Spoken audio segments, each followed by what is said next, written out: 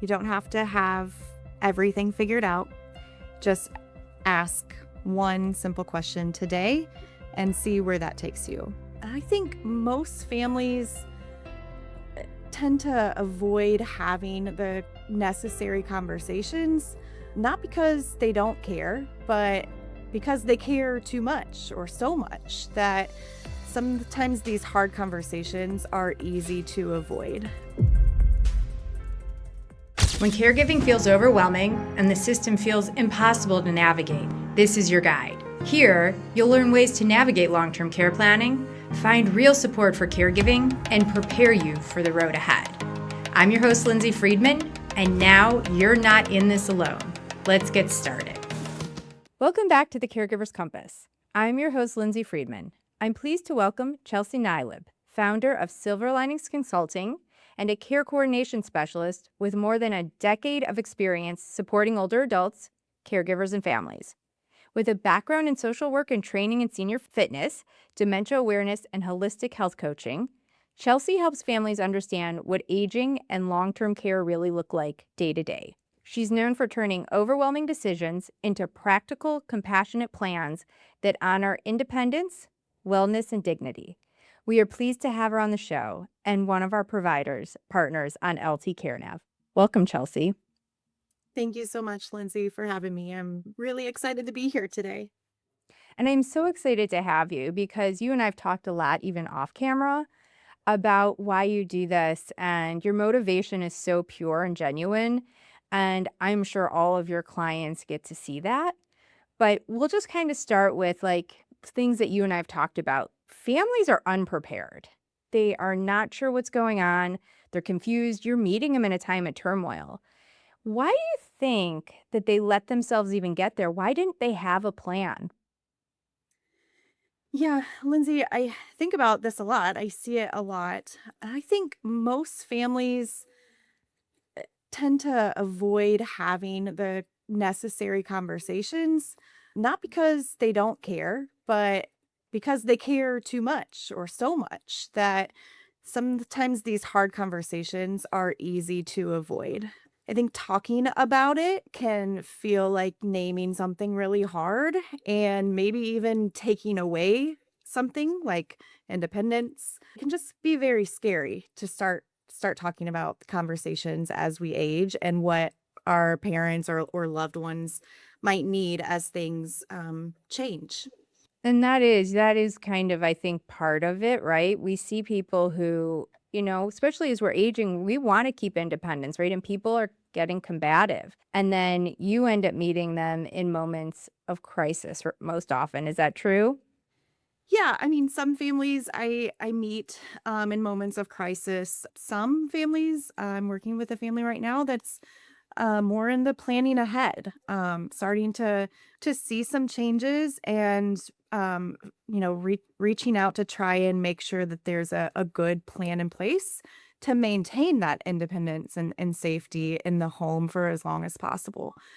So I meet families where they are, and every family is different and what they're needing to work through. But yeah. So this actually is a really interesting thing. So can you explain, you said you have a family who's planning ahead and you see people in crisis. What is the difference in outcomes and what that experience looks like between planning ahead and versus one doing it during crisis? Yeah, I think when we wait until a crisis, until whatever that crisis might be, everything gets compressed and decisions have to be made really quickly. And they're happening in places like hospitals or in the emergency room after a fall.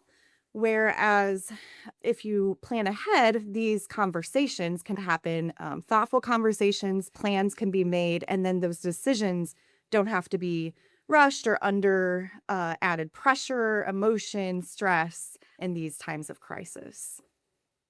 And I And think it's a not, lot of people, go sorry, ahead. I was just going to say it's not No. that families make bad decisions even in those moments, but the crisis adds that extra pressure and doesn't always allow for the best decisions to be made.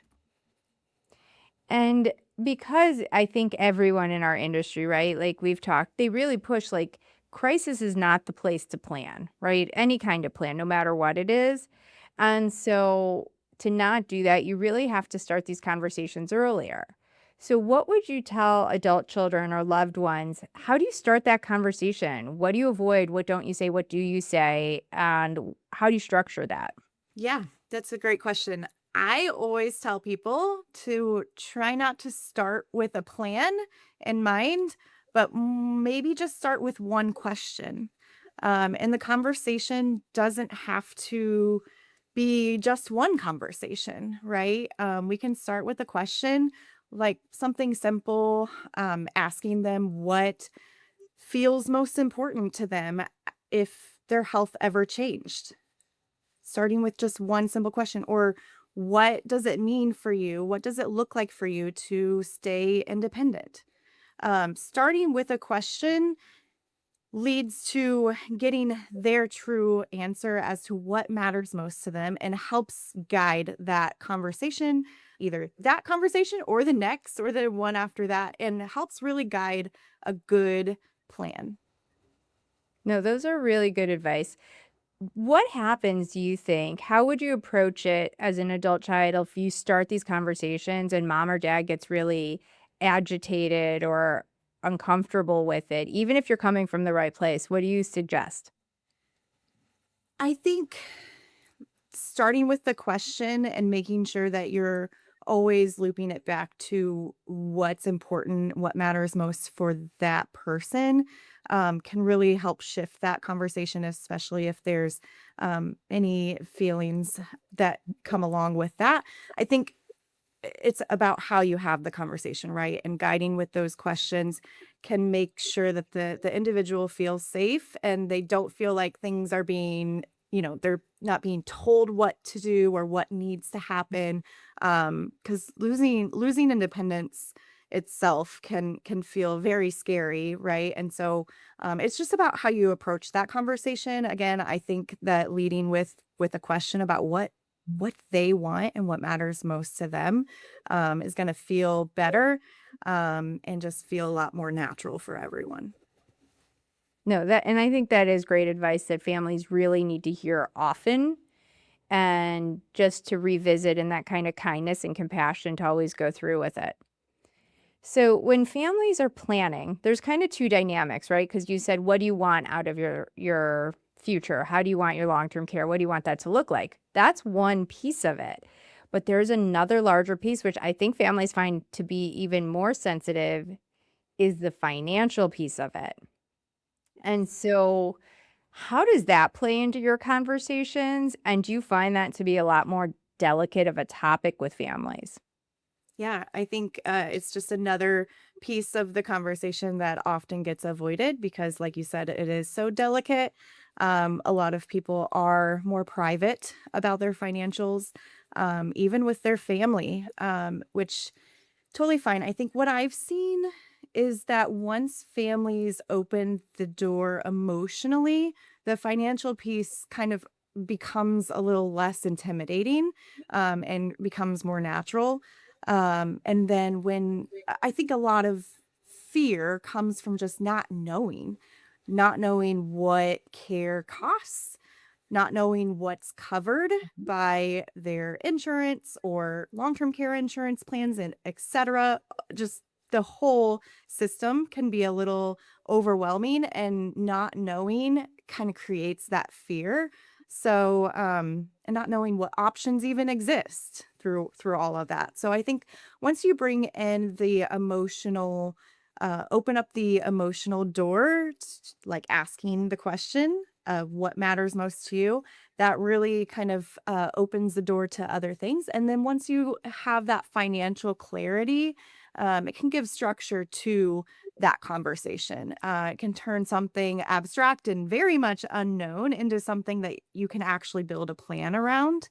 And I think that that's why having partners like LT CareNav is so helpful, because families can start to understand what their options are and not feel like they're under any pressure to decide right now. So that's how I use LT Care Nav with families in these conversations. No, and I love that, and I thank you for sharing that too.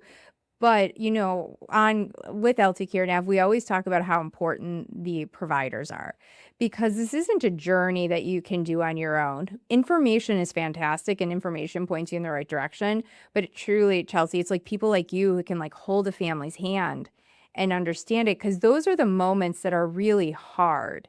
So when somebody gets to you, what does proactive planning look like? What is that process? How long does it take? Is it a one like what does that look like? Yeah, it's a great question.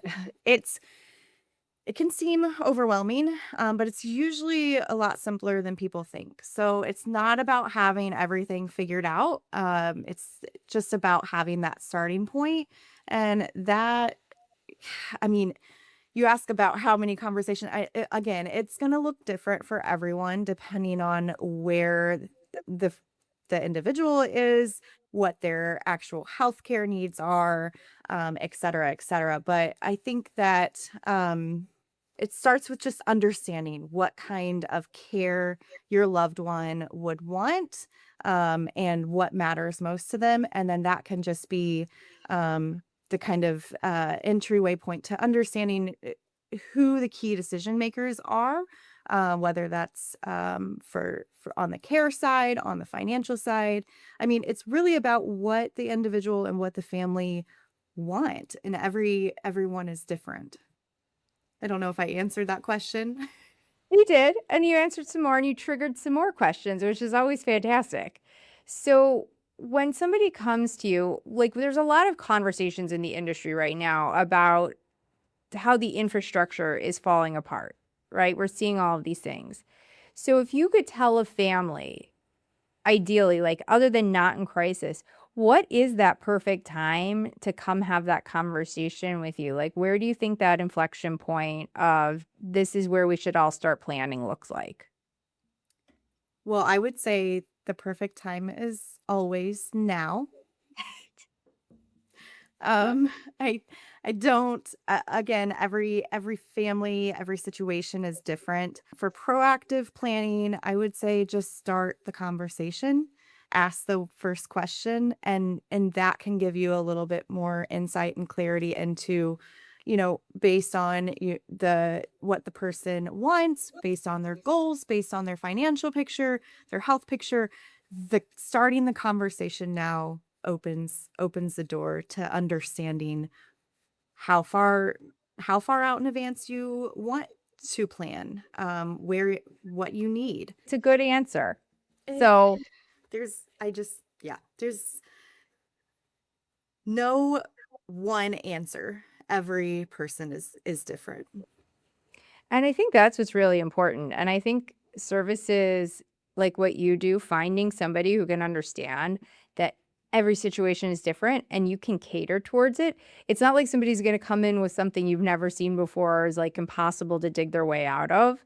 So I think knowing that there is somebody really with a shovel that can help you get back to the top and kind of have a smooth landing is really important for families to hear, not just about what it looks like to plan, but if you are in crisis, there are people who can help you pull your way out of it.